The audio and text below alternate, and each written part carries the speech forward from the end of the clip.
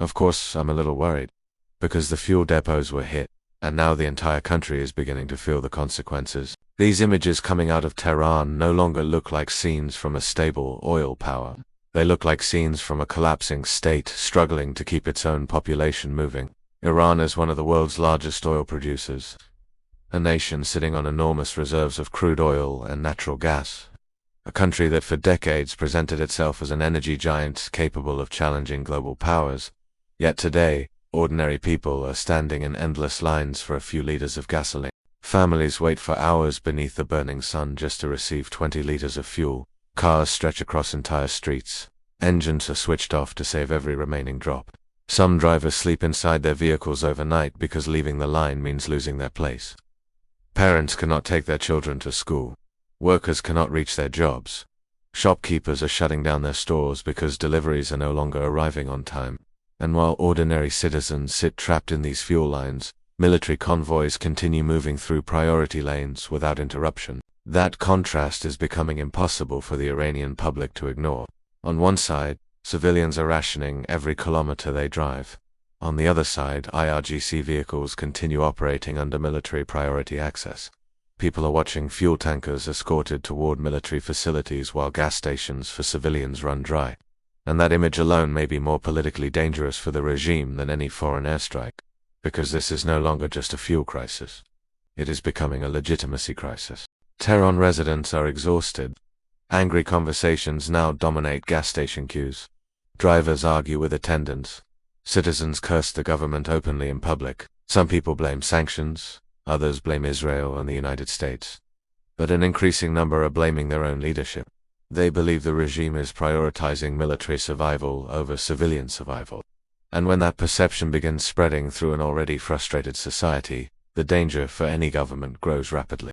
President Masoud Pezeshkian appeared on national television trying to calm the public. His message was simple: consume less, accept temporary hardship, turn off unnecessary lights, reduce electricity usage, sacrifice for the nation. But for many Iranians, those words only deepened the frustration. Because people listening to that speech were already living in darkness. Entire neighborhoods were experiencing rolling blackouts. Refrigerators were shutting down for hours. Businesses were losing products because cooling systems stopped functioning. Factories were slowing production. Hospitals were operating under emergency energy protocols.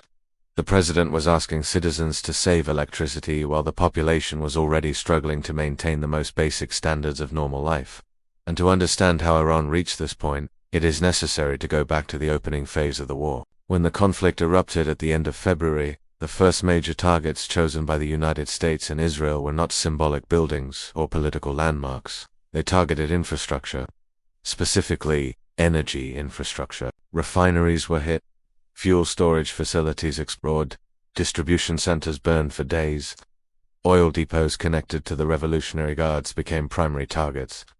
The strikes around Tehran, especially facilities linked to the IRGC logistics network, created immediate shockwaves across the country. Massive fires lit the night sky over the capital. Thick smoke clouds spread for kilometers.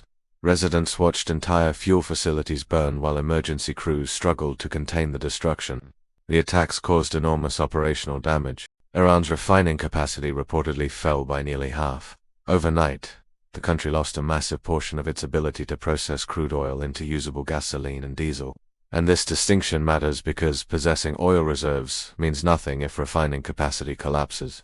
A country can sit on billions of barrels of crude and still face fuel shortages if it cannot process that crude into products civilians and industries actually use. That is exactly what happened. Within days, gasoline shortages spread across major cities. Civilian fuel quotas were reduced from 30 liters to 20 liters. Panic buying began immediately. Drivers rushed to gas stations, fearing further cuts. Long lines formed within hours. Social media videos showed people fighting near pumps. Fuel stations began limiting sales even further.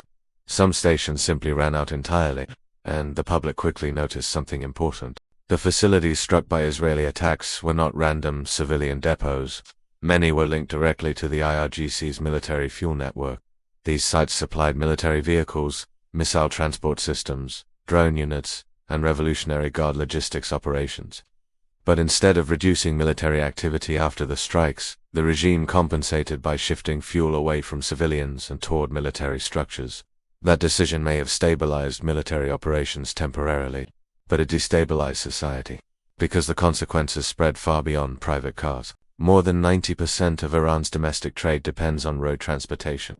Trucks move food, medicine, industrial supplies, agricultural products, construction materials, and consumer goods across the country. Once diesel shortages began, that entire system started collapsing piece by piece. Truck drivers were suddenly unable to secure affordable fuel. Diesel prices on the black market exploded to nearly 10 times official levels. Drivers who once survived on narrow profit margins suddenly faced impossible operating costs. Freight companies began cutting routes. Independent truckers parked their vehicles because continuing operations meant financial ruin. And when trucks stop moving in a country dependent on road transport, the crisis spreads everywhere simultaneously. Food distribution was among the first systems to break down. Major markets in Tehran began receiving dramatically fewer deliveries. Fruit and vegetable supplies dropped sharply. Prices surged almost immediately. Basic staples became increasingly expensive. Potatoes, onions, tomatoes, rice, and cooking oil all experienced rapid inflation. In some districts, prices doubled or tripled within weeks. Families already struggling under years of sanctions suddenly faced another wave of economic pain. Medicine distribution became another disaster. Insulin shipments slowed. Refrigerated vaccines failed to reach clinics on time. Pharmacies ran out of essential drugs. Patients with chronic illnesses began searching multiple districts just to fill prescriptions. Some medications disappeared completely from ordinary pharmacies and reappeared only through black market channels at massively inflated prices. Construction projects also froze. Building sites across major cities slowed or stopped entirely because materials could not arrive consistently. Thousands of daily wage laborers lost income almost overnight. Cement deliveries stalled. Steel transport slowed. Investors paused projects due to uncertainty. Entire sectors of the economy began entering paralysis. Small businesses suffered equally. Grocers, produce vendors, butchers, repair shops, and small retailers depend heavily on daily deliveries. When those deliveries stop, shelves empty quickly. Many business owners simply closed their shops because operating costs became unsustainable. Others could not secure enough inventory to stay open. The unemployment situation worsened dramatically. Iran had already been struggling under economic crisis since late 2025. Inflation had devastated purchasing power. The national currency had weakened sharply. Millions were already financially vulnerable before the war even began. Now the fuel crisis was pushing another wave of people out of work. And perhaps the most dangerous aspect for the regime is this. The anger already existed before the fuel shortages. The truck drivers had already revolted once. Months before the war, hundreds of thousands of truckers launched nationwide strikes protesting low wages, fuel costs, insurance fees, and economic hardship. Entire cargo networks shut down across more than 150 cities. Freight terminals emptied. Transport slowed nationwide. The government responded with arrests and repression, but the grievances never disappeared. Now those same frustrations are returning under far worse conditions. But this time there is no organized strike leadership needed.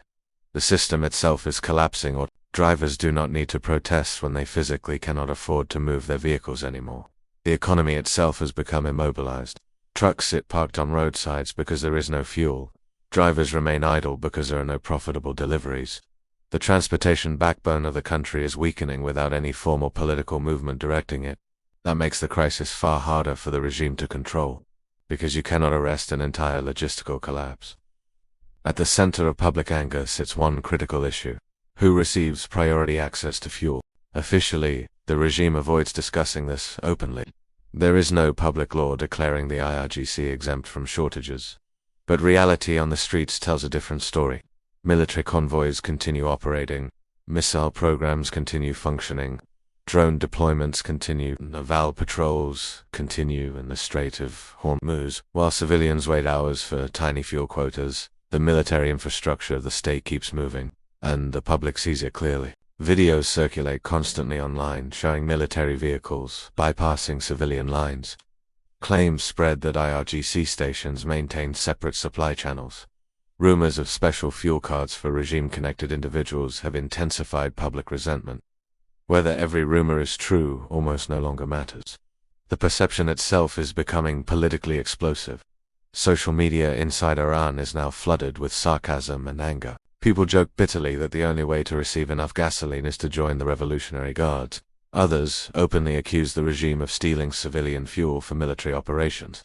The trust gap between society and the state grows wider every week. And the deeper issue underneath all this is psychological. For decades, cheap fuel was one of the few tangible benefits many Iranians felt they still received from the state despite sanctions and economic hardship. Subsidized gasoline became part of the unwritten social contract between the regime and the people. Political freedoms might be limited, inflation might rise, but at least fuel remained accessible. Now even that pillar is collapsing. And once people begin asking what exactly the government still provides them, the regime enters dangerous territory. Because revolutions are rarely triggered by ideology alone, they are triggered when ordinary daily life becomes unbearable. Iranian society has endured years of sanctions, inflation, corruption, and political repression. But fuel shortages strike directly at everyday existence. Transportation stops, work stops, commerce slows, families become trapped. Every citizen feels the crisis personally. The gas station lines themselves have become political symbols. People stand together for hours discussing politics, complaining about officials, sharing frustrations, spreading rumors, criticizing the military, and blaming leadership. These lines are no longer simply logistical bottlenecks. They are social pressure chambers where collective anger grows. And history shows how dangerous such moments can become. The 2019 protests began with gasoline price hikes. What started as frustration over fuel rapidly escalated into nationwide unrest. Hundreds were killed in the crackdown that followed. The regime eventually restored order through overwhelming force, but the memory remains deeply embedded in Iranian society. Now the situation is potentially even more volatile. Back then, fuel existed but became more expensive. Today, fuel itself is disappearing. And unlike 2019, this crisis is unfolding during wartime conditions. Economic collapse, and visible military prioritization. That combination creates a far more unstable environment. Inside the regime itself, signs of fragmentation are also becoming visible. President Pezeshkian pushes diplomatic language and calls for restraint. Meanwhile, IRGC leadership continues issuing aggressive military statements. Government officials speak about negotiations, while military commanders emphasize continued resistance and retaliation. These contradictory messages suggest growing tension between civilian leadership and military institutions. And in crises like this, divided leadership becomes extremely dangerous, because uncertainty spreads downward through the entire system. Bureaucrats stop knowing whose orders take priority. Economic planning weakens, coordination deteriorates, internal mistrust grows. Meanwhile, the external pressure continues intensifying. The Strait of Hormuz disruption dramatically reduced oil exports. Iran's ability to generate revenue collapsed alongside its refining capacity. Storage tanks filled with crude that could not easily be exported. Daily revenue losses reportedly reached hundreds of millions of dollars. The country suddenly found itself trapped in a paradox: an oil giant unable to fully sell oil, a fuel producer unable to fully provide fuel, and the military implications are equally serious. As the IRGC still receives priority supply access, but even military systems cannot escape basic logistical realities forever. Tanks require fuel, missile launchers require fuel, drone systems require generators and transportation. Every military operation consumes energy. As refining capacity remains damaged, the balance between military requirements and civilian survival becomes increasingly unsustainable. The regime currently prioritizes military continuity because it fears appearing weak externally. But every additional leader redirected toward military use increases internal social pressure. Every convoy operating smoothly while civilians suffer fuels more resentment. That resentment is especially dangerous among younger generations. Many young Iranians already feel disconnected from the ideological foundations of the regime. Economic frustration, social restrictions, unemployment, and limited opportunities had already created deep dissatisfaction. Now wartime shortages are amplifying those feelings. Online criticism of the IRGC is growing bolder. Military-first policies are increasingly questioned publicly. Some citizens openly ask why ordinary people must suffer while regional conflicts continue consuming national resources. The narrative of national resistance becomes harder to sustain when citizens themselves feel abandoned. And perhaps the most frightening reality for the regime is this: the crisis is feeding itself. Fuel shortages damage the economy. Economic damage creates unemployment. Unemployment fuels anger. Anger leads to repression. Repression destroys trust. Destroyed trust weakens social stability. Weak social stability further harms economic recovery. Every stage intensifies the next. It becomes a cycle of national exhaustion. The government still insists conditions are manageable. Officials continue promising refinery restoration and stabilization, but public confidence in official statements has eroded heavily. Citizens trust what they see with their own eyes more than televised reassurances, and what they see are endless lines, empty stations, rising prices, and military convoys moving freely while civilians struggle. That visual contrast may ultimately become the defining image of this crisis. Because wars are not judged only by battlefield victories or losses. They are judged by how societies survive them internally. And right now Iran's internal stability appears increasingly fragile. The economy is weakening, social patience is thinning, infrastructure is damaged, political trust is eroding, military priorities dominate civilian needs, and every day the crisis continues. The regime burns through not only fuel reserves but also public tolerance. History offers many examples of states surviving foreign attacks only to weaken from internal collapse. The Soviet Union possessed enormous military power, but its system eventually cracked under economic stagnation and public exhaustion. The Arab Spring spread through societies where ordinary life became intolerable. Revolutions often begin not from ideology, but from accumulated frustration over daily survival. And in Tehran today, survival itself is becoming harder. Parents worry about transportation, workers fear losing jobs, drivers sleep inside fuel lines, businesses close earlier, shelves empty faster, tempers rise quicker, trust disappears deeper. Iran still possesses missiles, it still possesses drones, it still possesses military strength. But the question growing louder inside the country is simpler and far more dangerous. Can the regime still provide ordinary life for ordinary people? Because if the answer increasingly becomes no, then the fuel crisis may become something much larger than an energy emergency. It may become the moment when millions of citizens begin believing the system itself no longer works.